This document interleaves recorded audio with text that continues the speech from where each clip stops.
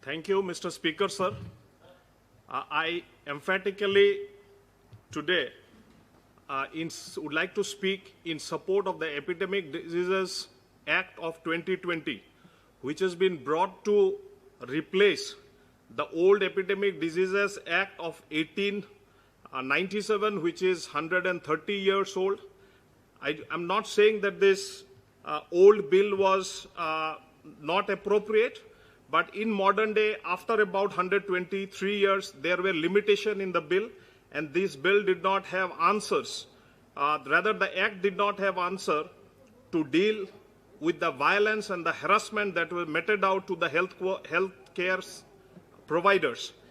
It did not have any deterrence. It did not lead to fear in the mind of the perpetrators of violence and such acts against healthcare workers.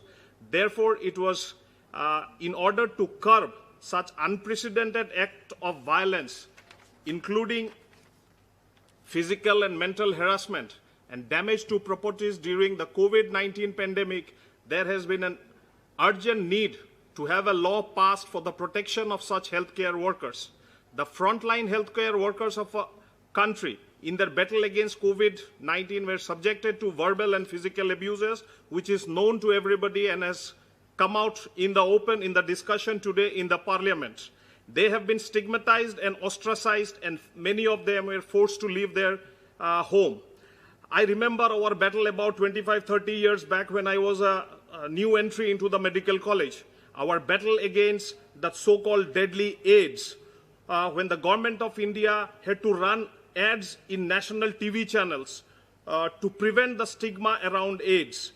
But that was only against patients at that time and not against the healthcare workers. But unfortunately, it is important to bring to the notice that this time the stigma and the ostracization happened not only against the patient, but against the healthcare workers who were working almost 24/7 for almost 6 months on, that they were ostracized. The morale of the health workers, care workers have been badly hit. I actually shudder to think what would have happened if the government under the leadership of Modi ji and Dr. Harshvardhan would not stand behind the frontline workers. Today I am very happy and I stand here emphatically to support the bill which has been brought to protect the rights of the healthcare workers. The bill which has come is actually a non-bailable, leads to a non-bailable offense against the perpetrators, and it leads to a punishment of about 3 months to 7 years and even a fine of 50,000 to 5 lakh.